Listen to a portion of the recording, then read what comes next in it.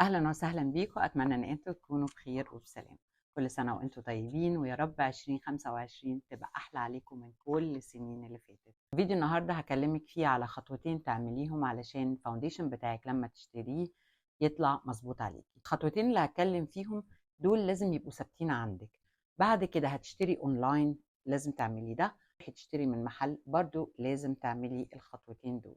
الخطوة الأولى، وأنا اتكلمت فيها قبل كده ودايما بقول إن الخطوة دي مهمة جدا، وما تاخدوهاش إن هي حاجة بتاعت ميك اب ارتست وحاجة محترفة جدا مش مهمة قوي إن احنا نعملها. هي دي الخطوة الأساسية اللي السبب الناس بيطلع شكلها لابسة ماسك ملوش دعوة خالص بدرجة جسمها، أو بيبقى لون تاني غير جسمها، يا إما وشها مبيض قوي وجسمها فيه تان، يا إما وشها مدي على أورنج وجسمها مصفر. دي الخطوة الأساسية اللي لازم تحفظيها زي اسمك بالظبط، ولأن هي ما بتتغيرش مع الزمن. الخطوة دي إن أنت تبقي عارفة إيه الأندرتون بتاعك. وأنا هسيب لكم الفيديو اللي أنا عاملاه في شرح الأندرتون موجود في صندوق الوصف. بعد ما تخلصوا الفيديو ده ابقوا ادخلوا عليه واعرفي ازاي تطلعي الاندرتون بتاعك وتحفظيه زي اسمك.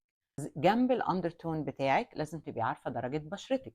انت درجه فاتحه، غامقه، متوسطه، ما بين اي درجتين من دول، يعني فاتحه داخله على متوسط، متوسط مايل على غامق، غامق مايل على... لازم تبقي عارفه درجه بشرتك ايه. درجه البشره بتتغير شويه حسب الصيف والشتاء.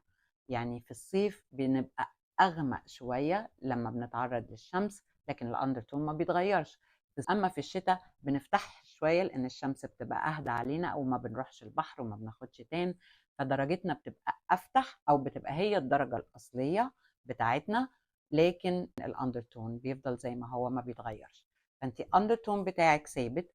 البشره بتغمق بتفتح على حسب تعرضك للشمس. وايوه، في فاونديشن للصيف وفي فاونديشن للشتاء. يبقى لو انت من الناس اللي بتروح البحر، لو انت من الناس اللي بتتعرضي للشمس، لو انت محجبه ايديكي بتتعرض للشمس ووشك بيتعرض للشمس لكن جسمك لا، جسمك هيبقى افتح بكتير من وشك. فلازم تظبطي الاتنين مع بعض. وطبعا احنا زي ما اتكلمنا قبل كده، احنا بنظبط الوش على الجسم مش العكس. يعني الجسم لو فاتح بنفتح الوش شويه، الجسم لو اغمق بنغمق الوش شويه. فدي ما فيهاش كلام. النتيجه النهائيه لوشك لازم تبقى ماشيه مع جسمك. المحجبات وشك لازم يبقى ماشي مع ايدك. انا هنا مثلا انا مش حاطه اي اساس ما عدا الكونسيلر بس. ده كده لون وشي وده كده لون ايدي، مختلفين ازاي؟ شايفين وشي فيه شويه احمرار لان انا بعمل كيميكال بيلينج، فدايما وشي فيه شويه احمرار. بصوا كل حاجه لون مختلف. بصوا ازاي رقبتي اغمق من وشي، وايدي افتح من رقبتي، واصفر من وشي. فلما باجي اعمل مكياج لازم اراعي الموضوع ده، لازم اظبط الدنيا كلها مع بعض. المهم احنا خرجنا من الموضوع، بس دي من اساسيات اللي عايزه اقولها تاخدوا بالكم منها. وهشرح اكتر في الفيديوهات الجايه اللي انا عاملاها، اللي هي الخاصه بالكورس المجاني للتجميل. هندخل في كل الحاجات دي بالتفصيل، فتابعوني علشان ان شاء الله تستفيدوا من كل حاجه هقولها. نرجع تاني ازاي تشتروا الفاونديشن عشان تطلع الدرجة بتاعته مظبوطة. هناخد مثال. المثال ده هي من ماركات المشهورة دلوقتي اللي بنشتريها اونلاين، وهقول لكم ازاي تشتروا منها. بالنسبة لشي جلام عاملة لكل الفاونديشنز اللي عندها عينات. فأحسن حاجة تعملوها إن أنتوا تشتروا العينة الأول. العينات بتاعتها بتتراوح ما بين دولار لدولار ونص بالكتير قوي، أو يمكن لدولار ونص أو 2 بالكتير قوي، لكن ده هيوفر عليكم تمن الازازه الكبيره. مثلا لما تشوفي فيديو من فيديوهاتي اللي بعرض فيه درجات الفاونديشن، ممكن يبقى عندك شك في واحد او اتنين فيهم، فاشتري العينات الاول. دي العينه الاولى بتاعت كومبلكشن برو المات، اللي هو الفاونديشن المطفي. اللي عايز يشتري الفاونديشن ده يجيب العينات بتاعته الاول. العينه عباره عن كيس صغير بتقطعي طرفه كده. انا هحط لكم كل صورهم والسعر وهعلم لكم عليه. بتقطعي الطرف ده وفيها كميه تكفي مره او مرتين على حسب الكميه اللي انت بتحطي. دي عينه فاونديشن سكين فينت المرطب. برضو هحط لكم كل البيانات بتاعتها. هم غيروا شويه في الاشكال والرسومات اللي بره النهارده لما فتحت عشان اعمل الفيديو، لقيتهم حاطين رسمه الازازه جنب العينه. دي عينة فاونديشن سكين فينت المرطب بتاع شيجلام. دي عينة الفاونديشن بالم المرطب الفول كفرج. بتيجي عاملة كده، تتفتح كده، وفيها برضو يعني هي كل واحدة على حسب انت استعمالك قد ايه، بس دي برضو تعمل لها مرتين 3 لو انت بتستعملي استعمال متوسط. برضو هحط لكم تفاصيل.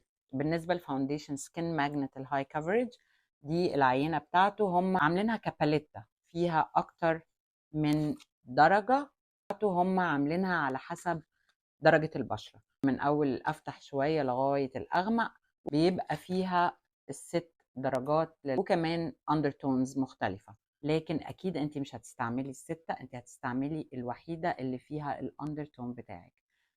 لكن العينة عاملينها كل الاندرتونز مع بعض، انت هتختاري ايه الاندرتون بتاعك وتستعمليه.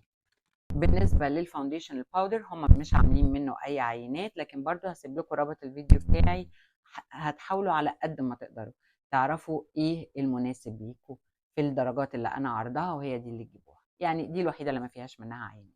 لكن هنرجع ونقول قبل ما تختاري لازم تبقي عارفة الاندرتون بتاعك ايه، لازم تبقي عارفة درجة بشرتك ايه. تدخلي زي ما انتوا هتشوفوا هنا، تدخلي على الجدول بتاعهم، تختاري كل الفاونديشنز اللي تحت البشرة المتوسطة مثلا، وبعد كده من الفاونديشنز كلها اللي تحت البشرة المتوسطة تختاري الاندرتون بتاعك، اندرتون دافي بارد محايد على حسب بشرتك تختاري. فبكده انت هتبقي قدام نوعين او اسمين بس ممكن تختاري منهم.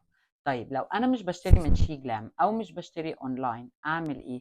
نفس الكلام هتعمليه لما تروحي المحل. يعني انت رايحه دلوقتي ماك او رايحه سيفورا، تقولي الكلام ده: انا عايزه اشوف درجات الفاونديشن الخاصه بالبشره المتوسطه للاندرتون الدافي او بارد او محايد على حسب ما انت كده، وهي هتعرض لك هتعملي ايه بقى. سواء في العينات دي، سواء لما تروحي محل بتاخدي عينه، بتاخدي العينه بتاعتك بتمسحيها هنا برقبتك، مهمه جدا حته الرقبه، وتطبطبي على اطرافها كده. بعد العينه لازم على الاقل اختبار يوم كامل للفاونديشن قبل ما تشتري العبوه الكبيره. بعد ما تمسحي العينه، او حتى يا ريت لو 2 3 انت لسه بتفكري بقارني ما بينهم، بتصوري نفسك، بتكتبي على الصوره كل اسم عينه، يعني دي مثلا NW2 ده كذا على الصوره، وتخرجي بقى بره المحل تقضي يومك، تتصوري في الشمس، تتصوري في البيت، تتصوري اضاءه صفراء اضاءه بيضاء، وتشوفي ايه اقرب درجه لبشرتك. ازاي تعرفي اقرب درجه لبشرتك؟ هي اكتر درجه مش باينه في العينه بتاعتك عليكي. كل ما بتبان كل ما تعرفي ان هي لا. تدي على اورنج شويه وانتي مش اورنج، لا. مديه على اصفر وانتي بينك او اورنج، لا. مديه على اغمق او افتح، لا، لغايه ما توصلي لاقرب درجه مناسبه ليكي. كده انا شرحت لكم ازاي لو هتشتروا من شيجلام، او كمان في مواقع تانية بتعمل عينات، او لما هتروحوا المحل تشتروا بنفسكم. هسيب لكم في الرابط تحت كل فيديوهات عرض درجات الفاونديشن اللي انا عملتها، عشان لو عايزين تبصوا عليها تاني قبل ما تقرروا تشتروا فاونديشن. وبكده اكون خلصت الفيديو، ارجو انه يكون مفيد بالنسبه لكم، واشوف وشكم على خير. باي.